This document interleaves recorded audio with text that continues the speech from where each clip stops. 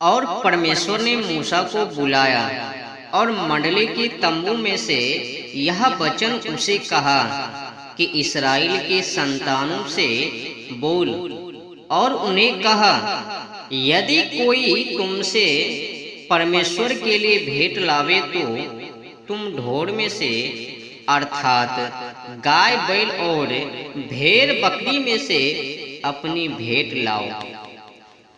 अब सुनिए समीक्षक साहब, अब विचारिए, ईसाइयों का परमेश्वर गाय बैल आदि की भेंट लेने वाला, जो कि अपने के लिए बलिदान कराने के लिए उपदेश करता है, वह बैल गाय आदि पशुओं के लहू मांस का प्यासा भूखा है वह नहीं।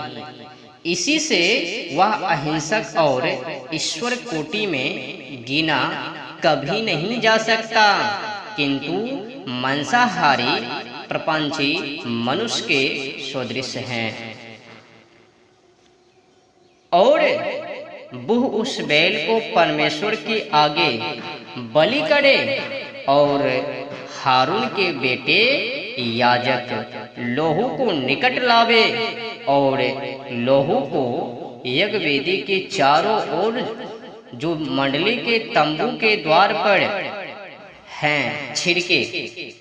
तब वो उस भेंट के बलिदान की खाल निकाले और उसे टुकड़ा टुकड़ा करे और हारून के बेटे याजक यज्ञवेदी पर आग रखे और उस पर लकड़ी चुने और हारून के बेटे याजक उसके टुकड़ों को और सिर और चिकनाई को उन लकड़ियों पर जो यज्ञवेदी की आग पर है विधि से धरे,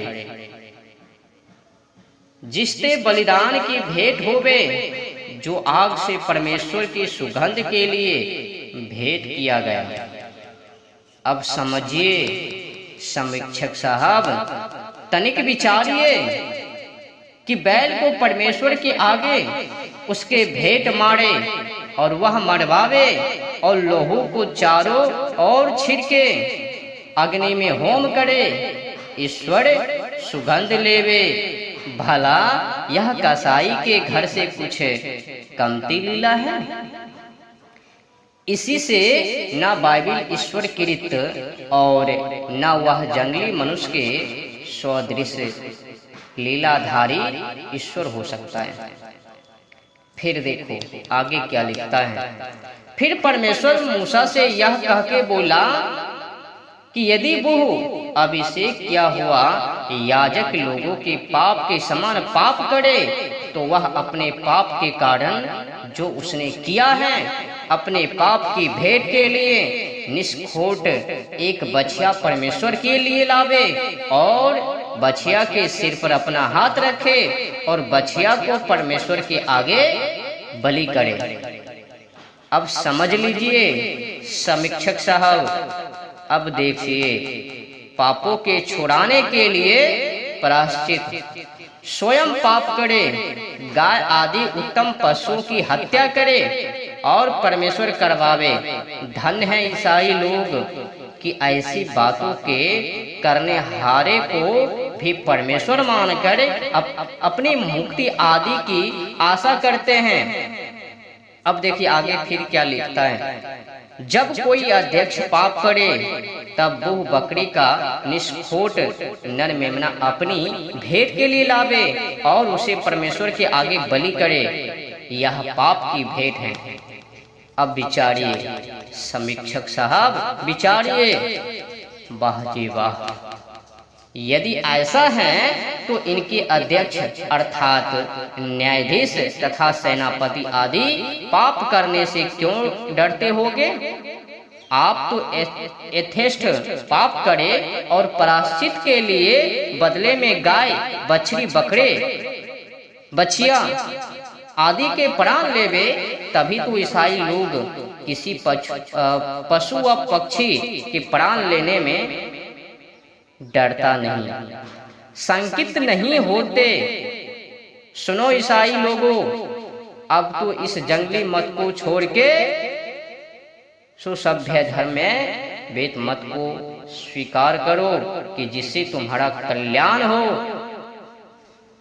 देखो आगे और क्या लिख रहा है, और यदि उसे भेड़ लाने की पूंजी ना हो तो वह अपने के लिए किए हुए अपराध के लिए 2 पंडुकियां और कपोत के 2 बच्चे परमेश्वर के लिए लावे और उसका सिर उसके गले के पास से मरोड़ डाले, परंतु अलग ना करे। उसके किए हुए पाप का प्रायश्चित करे और उसके के लिए क्षमा किया जाएगा। पर यदि उसे 2 पंडुकियां और कपोत के 2 बच्चे लाने की पूंजी ना हो तो शेर भर चोखा पिसान पाप की भेंट के लिए लावे, उस पर तेल न डाले और वो क्षमा किया जाएगा। अब विचारिए समीक्षक साहब, अब सुनिए, ईसाइयों में पाप करने से कोई धनिच ना डरता होगा और ना दरिद्र भी, क्योंकि इनके ईश्वर ने पापों का प्रायश्चित करना सहज कर रखा है। एक यह बात ईसाइयों की बाइबल में बड़ी अद्भुत है कि बिना कष्ट किए पाप से पाप छूट जाए, क्योंकि एक तो पाप किया और दूसरे जीवों की हिंसा की और खूब आनंद से मांस खाया और पाप भी छूट गया।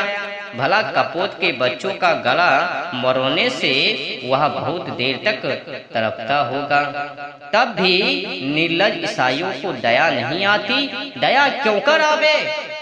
इनका ईश्वर का उपदेश हिंसा करने का है, और जब सब पापों का ऐसा प्रायश्चित है, ऐसा लिखा है, तो ईसा के विश्वास से पाप छूट जाता है। यह बड़ा आडंबर